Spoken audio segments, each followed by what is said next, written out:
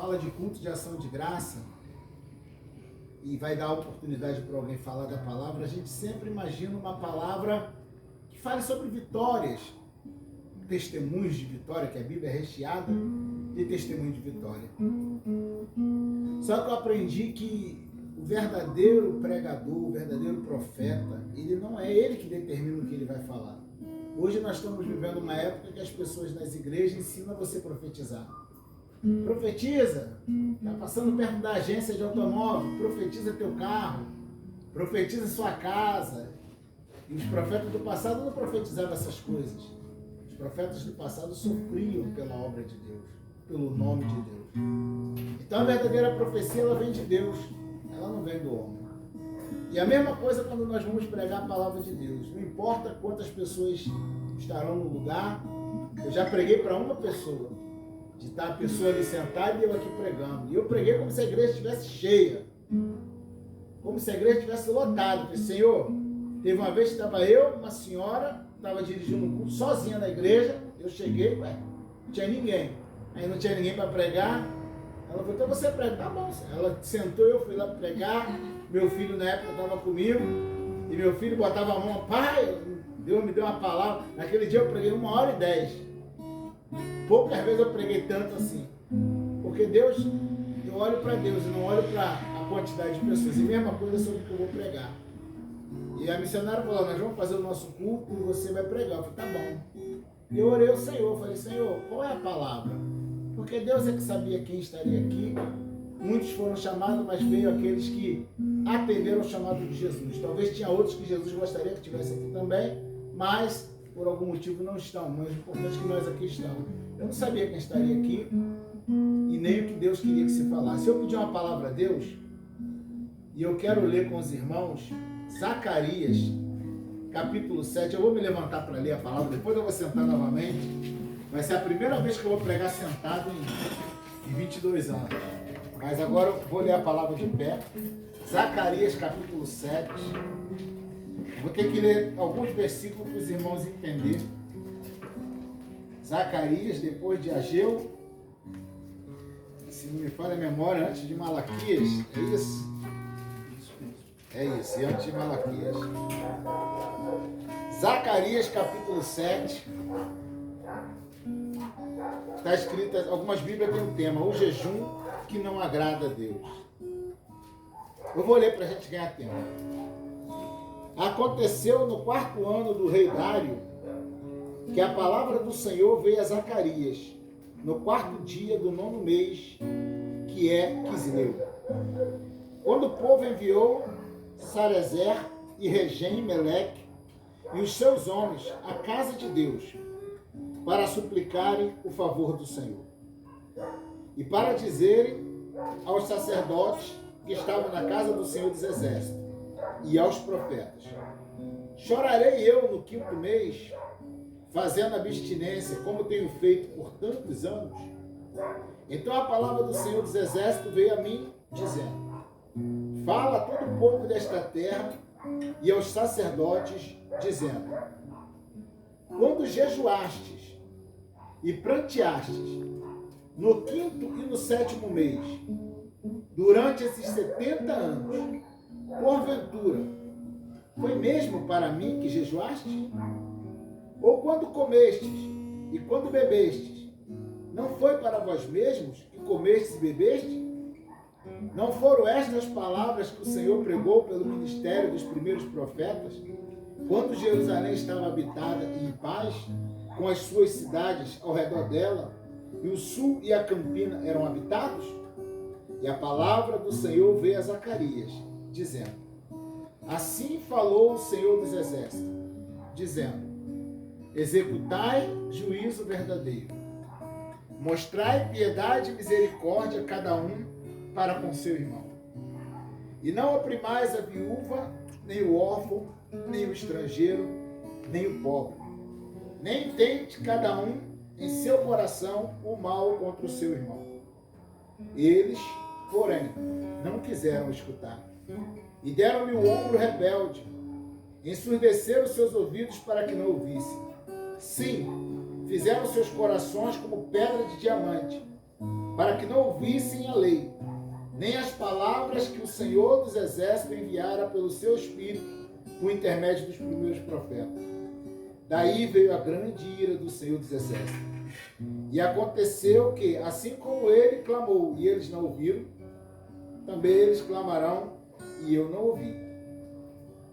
Também eles clamaram e eu não ouvi, diz o Senhor dos Exércitos. Podem sentar, irmãos. Amém.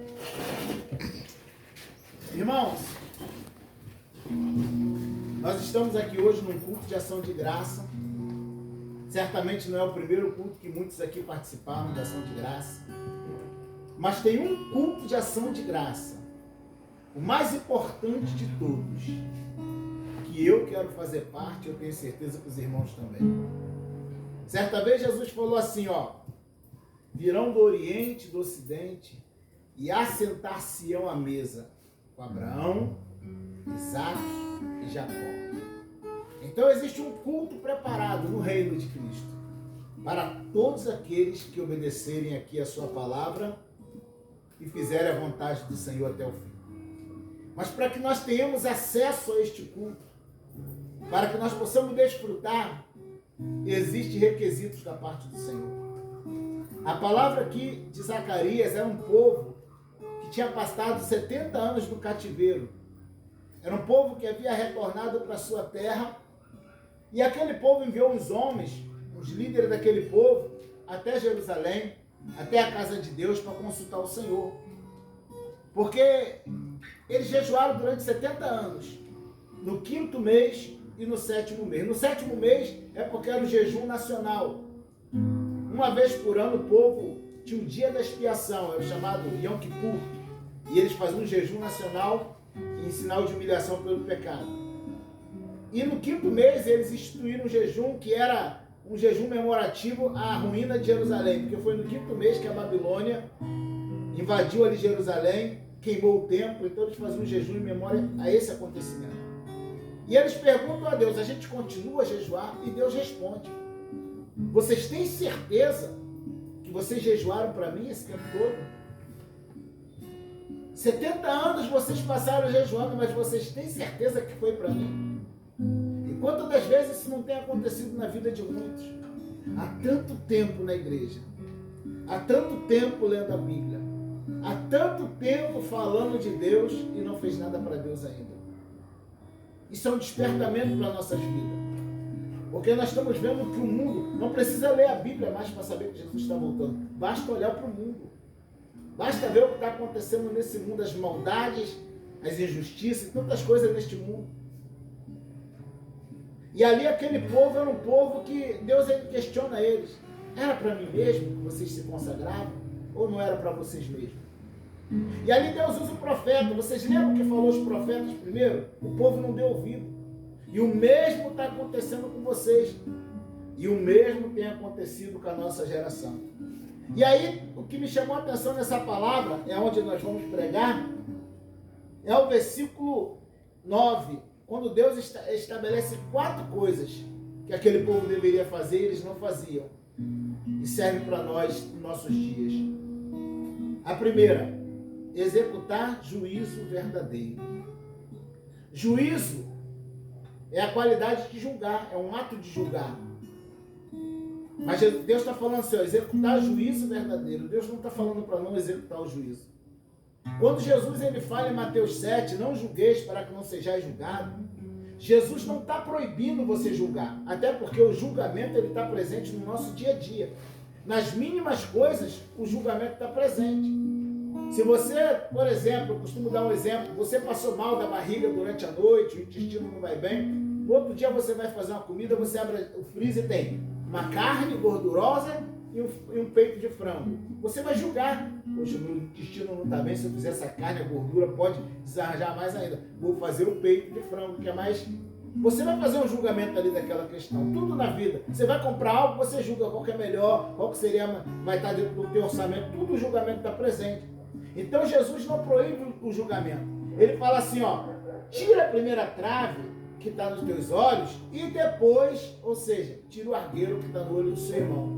Ele não fala, tira a trave dos seus olhos e deixa o teu irmão lá com o argueiro. Ele fala, e depois você tira, porque Jesus não se agrada da hipocrisia. João 7,24 diz: julgai, não julguei segundo a aparência, mas julgai segundo a reta justiça. Paulo fala em 1 Coríntios 6 que nós, a igreja, vamos julgar o mundo e os anjos. Mas Tiago, eles lançam uma luz maior sobre esta palavra, sobre o juízo, sobre o julgamento. Ele diz assim, Tiago 4,11: irmãos, não falei mal um dos outros. Quem fala mal de um irmão e julga seu irmão, fala mal da lei e julga a lei.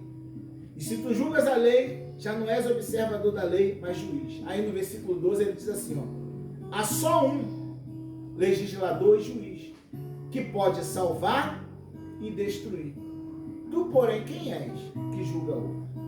Quando Deus fala para executar juízo verdadeiro, a Bíblia nos orienta a falar a verdade um com o próximo. Nós temos que ser verdadeiros. Se você perceber que o irmão Cláudio errou numa palavra ou numa atitude, e você tem o amor cristão pela minha vida, você vai orar por mim, mas também, se for preciso, algo que precisa ser corrigido, você vai vir até mim. Mas o que está acontecendo em nosso meio não é isso. As pessoas veem o irmão no erro, não vai até o irmão com sinceridade, com transparência, exortar no intuito de amor, porque a exortação é você tentar orientar aquele irmão a fazer o que é certo, porque você ama, assim como nós fazemos com nossos filhos. Ao invés de não fazer isso, o que está acontecendo na nossa igreja? O que mais tem em nosso meio, infelizmente, é fofoca, é disse-me-disse, é falar sem conhecer o que o irmão está sentindo, é falar sem ter o conhecimento da causa, porque olhou pela aparência, e Deus isso abomina ao Senhor. Quantas pessoas estão fora da presença de Deus? Isso não justifica, porque o nosso compromisso, como já foi falado aqui, nada me separa do amor de Cristo, mas nem todo mundo consegue fazer valer essa palavra. Tem pessoas que você vai evangelizar por aí, você vê pessoa afastada do evangelho, por quê? Por causa de uma injustiça sofrida, de uma fofoca, de uma calúnia, e muitas das vezes quem faz isso é aqueles que dizem que devemos amar. Prega que tem que amar no domingo e na segunda-feira está falando do irmão pelas costas. Deus não suporta isso. Deus quer no meio da sua igreja pessoas sinceras, pessoas verdadeiras. Pessoas que quando tem que falar não mandam recado, porque são pessoas transparentes. As pessoas abraçam sorrindo e quando a pessoa vira as costas, é só palavra de maldição, é só palavra de apontamento. E assim como aquele povo não executava o juízo verdadeiro, muitos em nossos dias também têm cometido o mesmo erro. Então, irmãos, eu tenho uma frase, eu gosto muito de escrever frase. Eu gosto muito, tem umas frases que eu gravo. E tem uma que eu escrevi que diz assim, ó: eu não tenho domínio sobre o que as pessoas dizem ou falam. Cada um fala o que quer, mas eu tenho domínio sobre o que eu quero ouvir. Se eu vim para a sua casa, se a gente for falar de Jesus, amém. Se não for para falar de Jesus, eu fico dentro de casa quietinho. Quer vir na minha casa tomar um café? Vem. Para falar de Deus? Amém. Se for para falar da vida da irmã, da vida do irmão, eu não quero participar, porque Jesus falou que nós vamos dar conta de nossas palavras. No dia do juízo, as nossas palavras vão testificar contra nós. Aquilo que falamos em oculto, até isso será julgado. Tuas palavras te condenarão, te justificarão. Então Deus quer um povo transparente, um povo sincero, um povo verdadeiro que se preocupa mesmo com o irmão. O que adianta eu falar para o irmão aqui, o erro do irmão ali? Em que eu estou ajudando o irmão?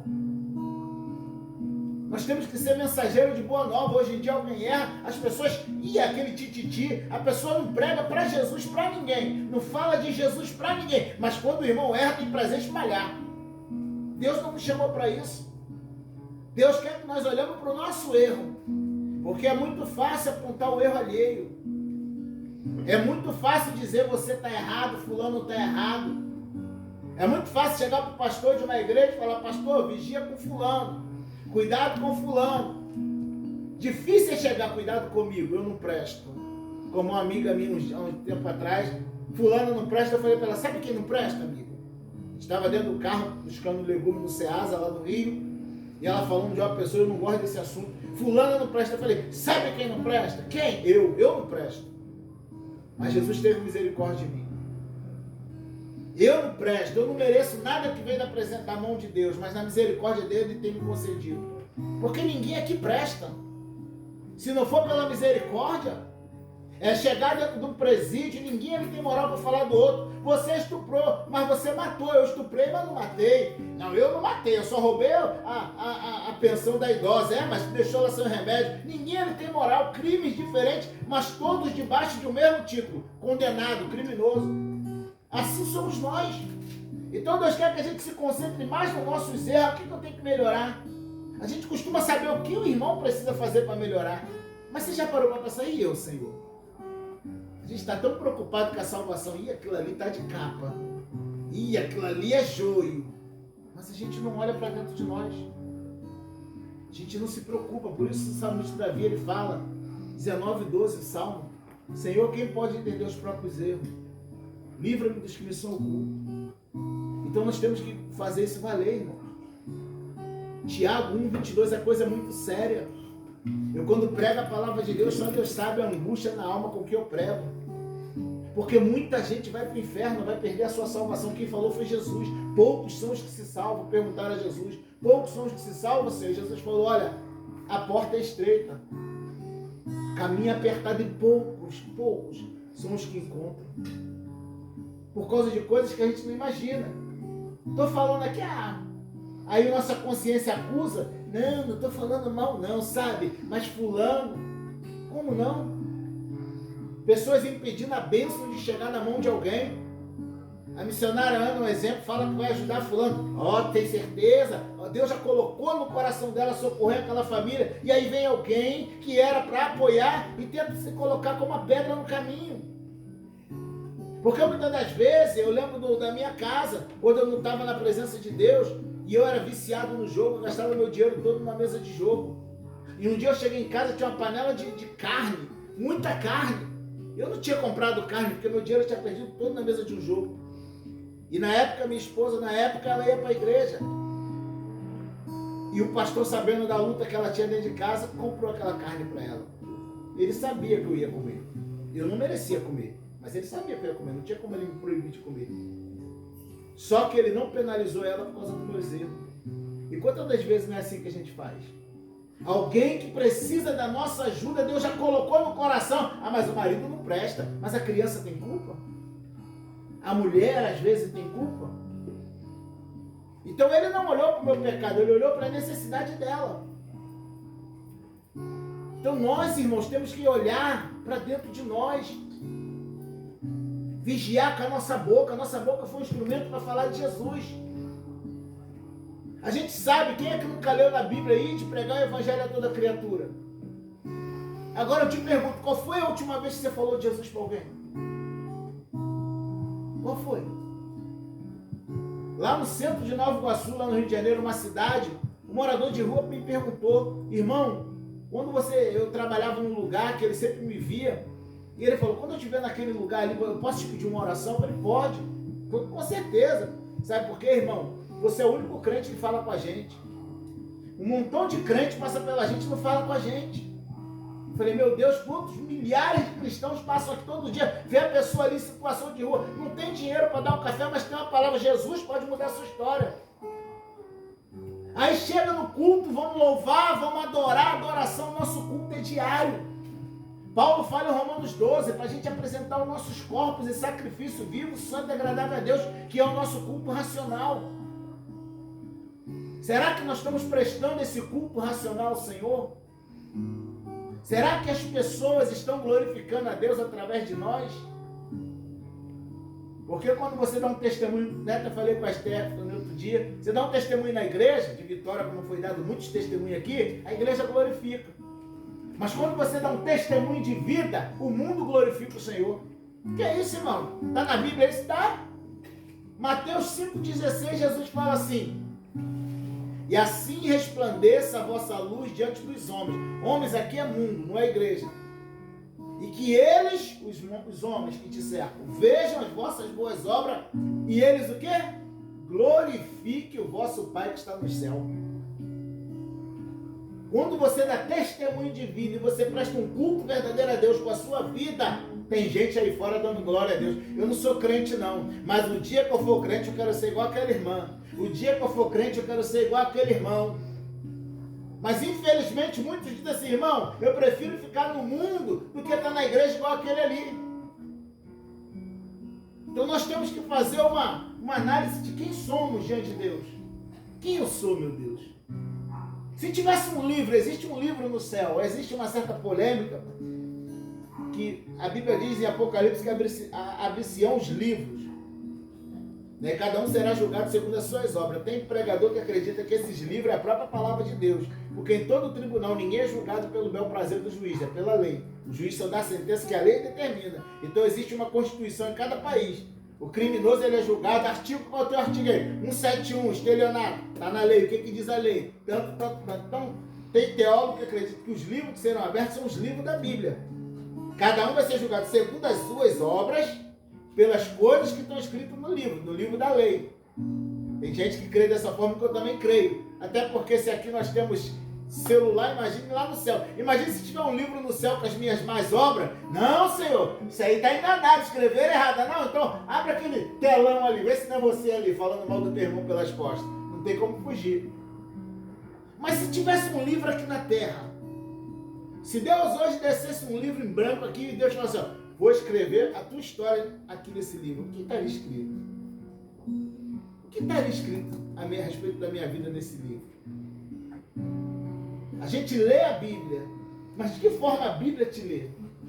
Então Deus estava falando para aquele povo, executai juízo verdadeiro. A segunda coisa que Deus falou para aquele povo, mostrai piedade e misericórdia cada um para com seu irmão. Irmão, existem duas coisas que nós só vamos receber de Deus, na totalidade, se a gente der.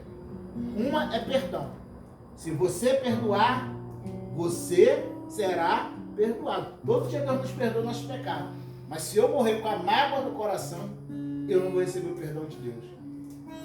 E outro é, bem-aventurados misericordiosos, porque eles encontrarão o quê? Misericórdia.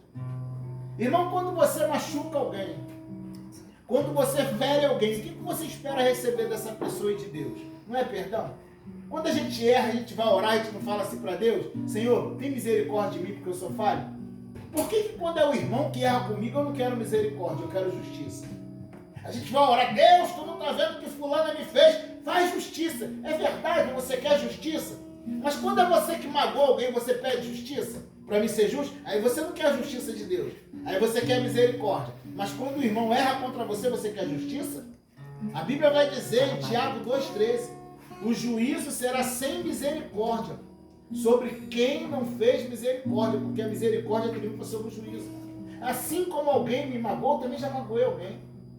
Assim como alguém me decepcionou, eu também já decepcionei alguém.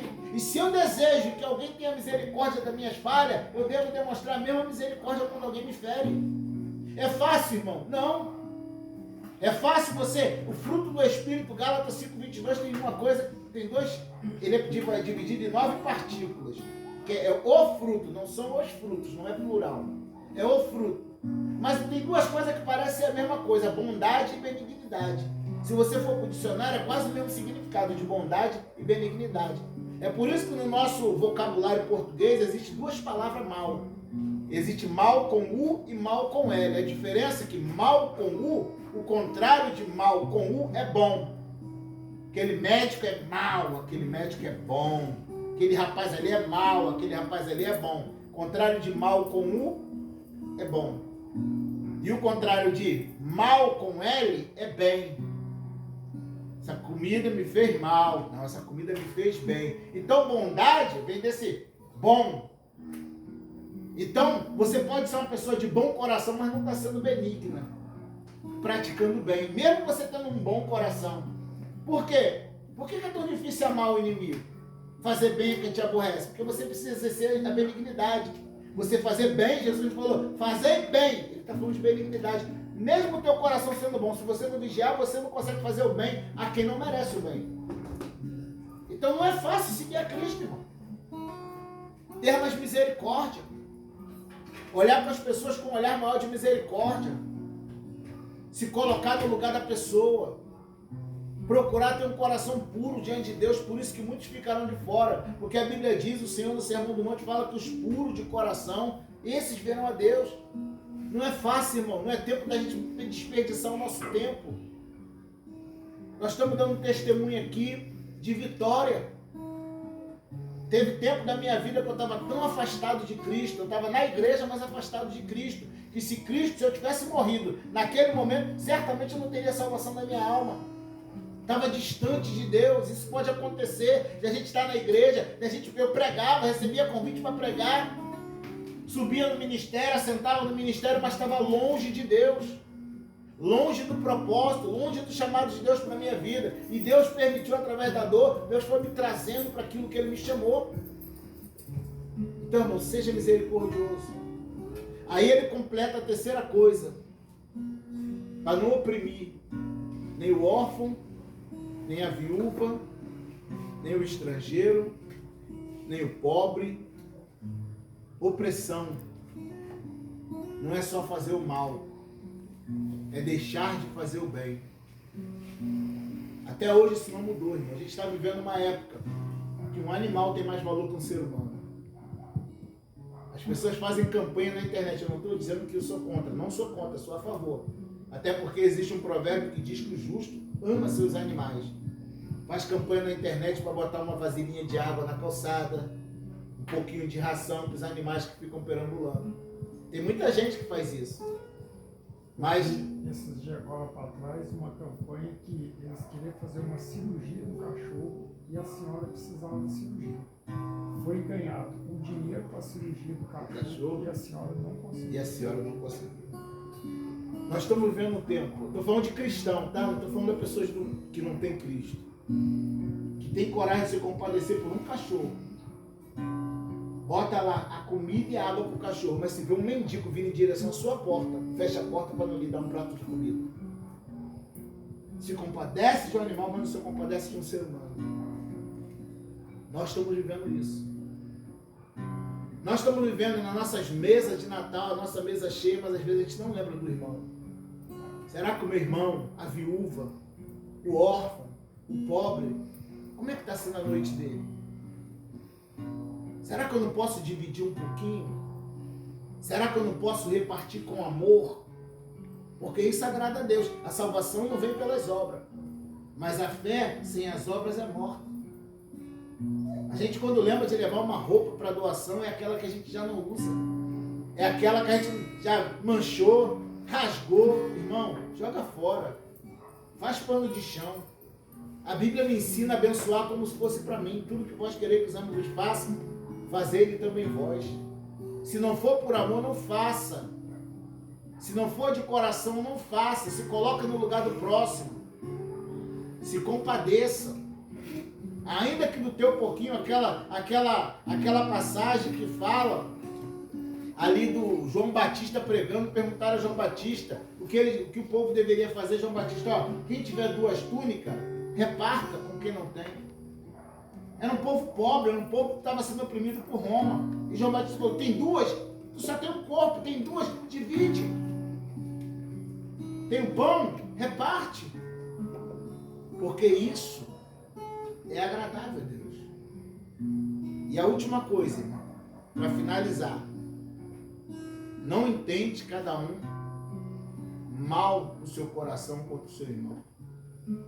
Todos nós somos falhos, todos nós erramos.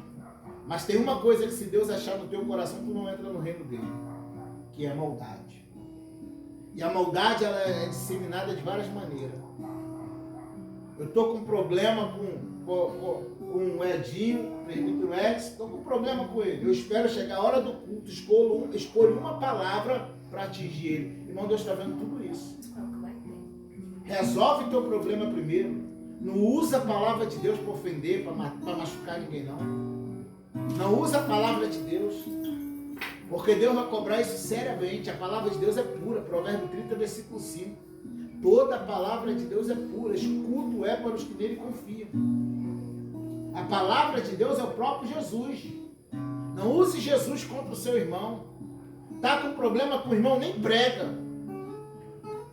Está com o coração amargurado, não conseguiu se livrar daquela mágoa, não pega, não aceita nem a oportunidade. Porque se tu usar a palavra para ofender alguém, um dia tu vai ter que prestar conta disso a Deus. Se aquela alma perecer, tu vai prestar conta disso a Deus. Aí estamos aqui conversando, chega uma pessoa que eu sei que está com problema na família e eu levanto assunto de família só porque eu sei que vai estar atingindo aquela pessoa. A maldade aqui dentro, irmão. A Bíblia vai dizer em Provérbios 14, 32, pela sua malícia será lançado fora o ímpio, mas o justo até na sua morte tem esperança. Salmo 34, 21, a malícia matará o ímpio, e os que aborrecem o justo serão punidos. Não faça nada com a malícia no coração. Tem um tal de gente querendo desmascarar o próximo. Eu vou desmascarar fulano. Irmão, Jesus sabia quem era Judas. Em todo o tempo. Jesus nunca deu gelo em Judas. Sabendo quem era Judas, Jesus deu um cargo de confiança para ele. Tesoureiro do grupo. Ninguém coloca dinheiro na mão de quem não confia. Ninguém coloca dinheiro na mão de quem tu não confia. Administra isso aí para mim, sem tu confiar. Jesus, olha só, enquanto Jesus, sabendo que Judas vai trair, Jesus está agindo de maneira totalmente oposta a Judas.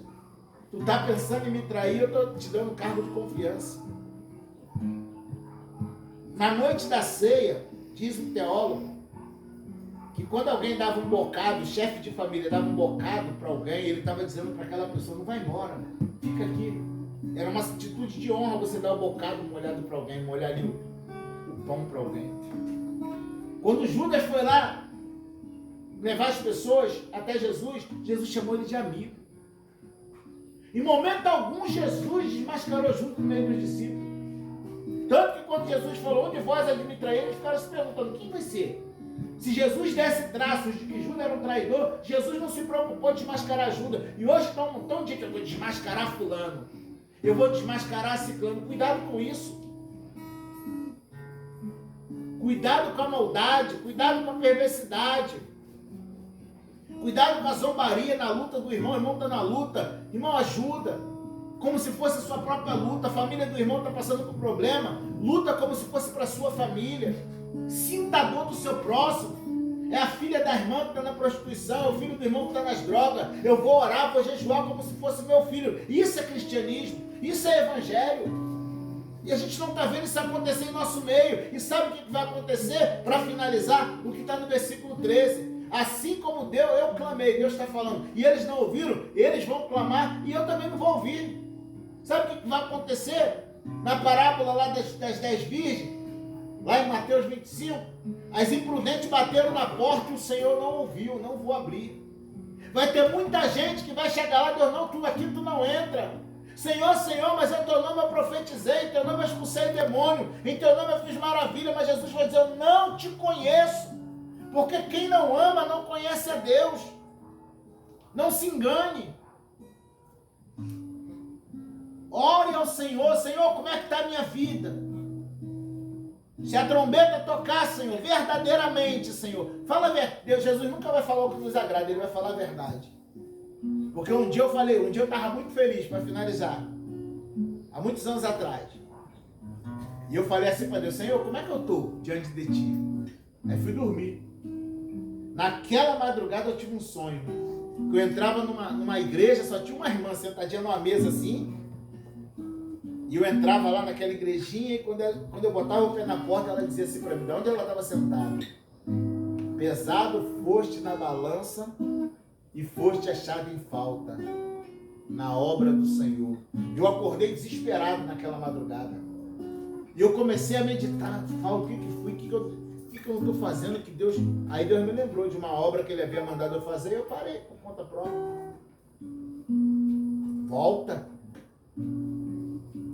Volta à igreja de Éfeso, primeiro amor. Volta àquele tempo que você não queria saber da vida de ninguém, você só queria saber de Bíblia. Você ficava em casa, aprendendo os hinos. A tua preocupação, eu vou chegar na igreja hoje, vou louvar. Tu não queria saber da vida de ninguém. Volta a esse amor, onde tu lia que era errado e você se esforçava para fazer o certo. É esse amor pela palavra que muitos já perderam. Então, irmãos, a coisa é muito séria. Que a gente possa fazer uma análise de quem somos, com a ajuda do Espírito Santo, porque a gente é muito vaidoso, a gente vai querer desprezar o nosso defeito. Eu tenho que chamar Ele. Senhor, me passa aí nessa máquina computadorizada aí, e revela onde está o câncer, aonde eu preciso ser tratado. Porque lá no reino só vai entrar quem tiver curado. Só quem tiver sangue. Porque o pecado é uma lepra. Leproso lá não entra. Então, irmãos, Jesus nos ama, mas Ele requer mais de nós. Mas, irmão, culto de ação de graça. Mas foi uma palavra que Deus me deu e eu não costumo recuar do que Deus manda falar. Porque eu vou embora amanhã, se Deus permitir. Espero um dia poder voltar. Mas eu não sei o que vai acontecer depois. Eu não sei. Então a gente tem que estar atento. A gente tem que estar atento. Porque hoje pode ser a última oportunidade. Amanhã pode ser a última oportunidade. Como eu falei para um senhor lá no Salão do Edinho, né? A nossa irmã Patrícia é católica. Nós somos protestantes, como nós somos conhecidos. E às vezes fica aquele questionamento, quem está certo? Quem está certo é a Bíblia. Sabe o que eu aconselho você a fazer, Patrícia? Senhor, eu quero conhecer a verdade, como ela é. Tem várias igrejas evangélicas, uma diz uma coisa, às vezes outra diz outra. Senhor, eu quero conhecer a verdade. Foi o que eu falei para o senhor venerando, não lembro o nome dele. Quero conhecer a verdade, Senhor. Se revela para mim, Senhor. Eu quero conhecer a verdade, porque às vezes nós somos enganados e a gente vive uma vida inteira de engano porque ouviu uma coisa que não era verdade. Quer ver um exemplo? Atrás da gente aqui tem uma mangueira. Eu falei isso para o senhor lá. Eu cresci a vida toda, minha mãe me proibindo de comer manga e beber leite. Morre, faz mal. Todo mundo que eu conheço, ninguém comia manga e bebia leite. Sabe de onde vem isso, irmão? Olha que uma informação errada, se você der crédito, pode, o que acontece? Sabe de onde vem isso? Não pode comer manga e beber leite ao mesmo tempo? Isso vem do tempo dos escravos. Em que os senhores de fazenda de leite, criação de gado, tinham muitos escravos. Então, para que os escravos não bebessem o leite, dando prejuízo a eles, como mangueira é uma árvore que cresce fácil, as fazendas lotadas de mangueira pelo caminho que os escravos passavam. Então, comer manga para os escravos era toda hora. Manga está no chão, ninguém proibia eles de comer manga. Então, para que eles não bebessem o leite das vacas lá, para não dar prejuízo, inventaram essa história. Se comer manga e beber leite, como a manga estava sempre no acesso deles, eles ficaram com medo, ninguém bebia leite, porque eles tinham comido manga. E essa história, olha quanto tempo, quantas décadas chegou até nós, e até hoje tem gente que acredita nisso. Então, às vezes, a gente pode ter sido enganado a vida toda, por não ter examinado a palavra. Por isso a Bíblia diz, errais não conhecendo as Escrituras nem o poder de Deus. O irmão está pregando, vou para a Bíblia, ver se o que ele fala, a Bíblia concorda. O padre, o pastor, é isso que Deus espera de nós. Porque temos aqui essa liberdade de poder examinar as Escrituras do Senhor. Pedindo a Deus sabedoria. Tiago 1,5. Aquele que não tem sabedoria, peça a Deus. E todos, eu tenho certeza disso, que se quebrantar diante de Deus com sinceridade, Deus, eu quero conhecer a verdade. Senhor, eu vou fazer um desafio agora de fé. Eu quero conhecer a verdade. Eu não quero ser enganado por homens, Senhor. Eu quero conhecer a verdade. Senhor, revela a tua verdade para mim. Eu tenho certeza que Deus vai criar esse caminho e você vai conhecer a verdade. Porque é a vontade de Deus. E conhecereis a verdade, e a verdade o libertará. Amém, irmão? Amém. Estou muito feliz. Foram 15 dias, com hoje, amanhã 16, que eu estou aqui na missionária Ana. Fui muito bem recebido. Muito bem recebido. Foi uma viagem que Deus tinha revelado no ano passado.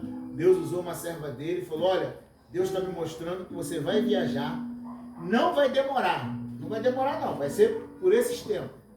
Você vai para um lugar onde Deus vai fazer um alívio, uma higiene mental, aliviar um pouco a sua dor. Vai ser um lugar que você vai conhecer pessoas, que você vai pregar a palavra. Vai ser um lugar que vai te fazer bem, verdadeiramente. Tudo isso aconteceu. Conheci pessoas abençoadas, maravilhosas, como vocês que aqui estão. Preguei a palavra de Deus na igreja, preguei no centro de recuperação. Então, estou com o coração em paz. Poucos dias antes de eu vir, quase que eu desisti de vir, aconteceu algo que me entristeceu muito. E eu fiquei orando a Deus, adiei. Era para me ter vindo dia 13, 14 de dezembro. Eu adiei, não, deixa para janeiro. E nisso eu fui orando, Senhor, eu não posso chegar lá com esse coração assim, desse jeito, me ajuda. Graças a Deus o Senhor acalmou a tempestade dentro do meu coração e foi uma viagem maravilhosa da parte do Senhor. Me propus a ser o que eu sou, e se eu sou aqui, eu sou em casa. Porque eu aprendi com Deus que o maior erro que alguém pode cometer é querer esconder seus próprios erros. Você acaba não sendo mais você. Então eu falei, Senhor, eu quero ser o que eu sou. Se eu oro aqui é porque eu oro em casa. Se eu leio a palavra aqui é porque eu leio a palavra em casa. Eu vou ser o que eu sou em casa. Porque Deus conhece todos nós, irmão. Deus não quer que ninguém viva de uma farsa. Deus não quer ver ninguém de máscara. Deus quer que você seja o que você é. Claro, vamos sempre lutar para melhorar a cada dia, porque essa é a vontade de Deus. Então, estou muito feliz. Agradeço de coração a missionária Ana. Eu já falei que eu tenho no meu coração eu tenho uma lista de ouro. As pessoas têm lista negra, né, irmão? Eu tenho uma lista de ouro. Nessa lista de ouro tem algumas pessoas que eu coloco lá numa galeria, lá no patamar mais alto, dentro do meu coração. E a missionária Ana é uma dessas pessoas.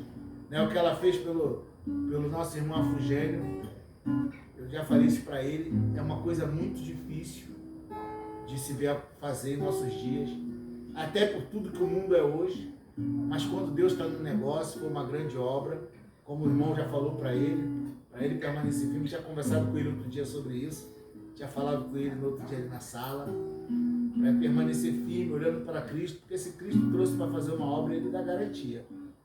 E os irmãos que aqui estão também, que todos possam permanecer firmes na presença do Senhor. Se o Senhor permitir, outra vez eu voltarei aqui e nós estaremos congregando junto mais uma vez. Amém? Amém. Agora os irmãos estão com fome, né? Então vamos parar por aqui e passar para a missionária Ana, se ela quiser falar mais alguma coisa. Fica à vontade aí, em nome de Jesus.